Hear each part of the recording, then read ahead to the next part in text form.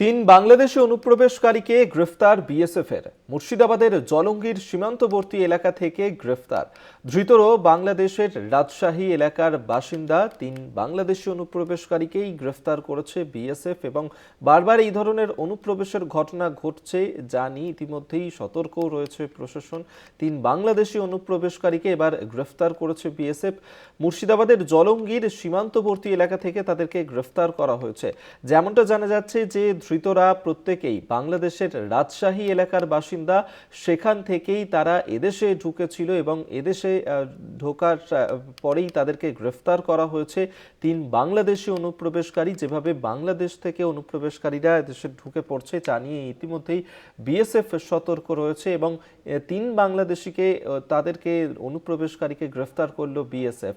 রাকিবুল ইসলাম এই মুহূর্তে আমাদের সঙ্গে টেলিফোনে রয়েছেন, প্রতিনিধি, বিস্তারিত জানবো। রাকিবুল, কি জানানো হচ্ছে বিএসএফ এর সূত্রে এখনো পর্যন্ত, কি জানতে পারছো? বারবার কিভাবে এই ধরনের অনুপ্রবেশের ঘটনা ঘটছে?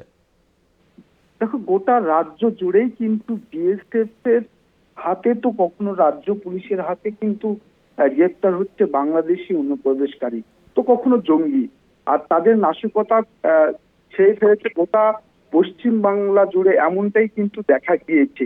এই মাসেই কিন্তু মুর্শিদাবাদের হরিহরপাড়ায় তিন জঙ্গিকে গ্রেপ্তার করেছে রাজ্য পুলিশ। তারপরেই কিন্তু বিএসএফ এর হাতে গ্রেপ্তার হলো তিনজন বাংলাদেশি অনুপ্রবেশকারী।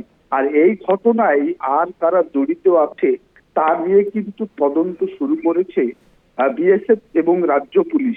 কেননা বিএসএফ এর হাতে গ্রেপ্তারের পরেই তারা কিন্তু রাজ্য পুলিশের হাতে দিয়েছে এবং রাজ্য পুলিশ তাদেরকে জেলা আদালতে পাঠানোর পর জিজ্ঞাসাবাদের জন্য তাদের পুলিশি হেফাজতে নিয়ে এসেছে এবং তাদের জিজ্ঞাসাবাদ করতে আরো তিনজনের নাম খুঁজে পেয়েছে কিন্তু রাজ্য পুলিশ। তবে সেই নামগুলো গোপনে রাখছে ইতিমধ্যেই, এমনটাই কিন্তু পুলিশ সূত্রে খবর। কেননা তাদেরকে খুঁজে পেতে এবং তাদের সন্ধানের জন্যই তাদের নামগুলো গোপনে রাখছে। তবে এই যে বাংলাদেশি অনুপ্রবেশকারী তারা কিভাবে পিছিয়ে পড়েছে, তাদের যে জাল গোটা রাজ্য জুড়ে আছে সেটা কিন্তু প্রকাশ্যে একের পর এক ধরা পড়ছে।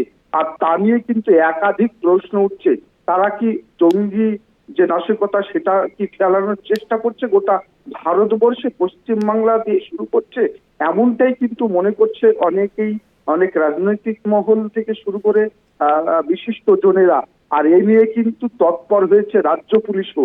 আর রাজ্য পুলিশের হাতে একাধিকবার তারা কিন্তু ধরা পড়ছে এবং ইতিমধ্যেই গোটা রাজ্য পুলিশ কিন্তু এই অনুপ্রবেশকারীকে নিয়ে কিন্তু যথেষ্ট তৎপর হয়েছে এবং একের পর এক সাফল্য পাচ্ছে।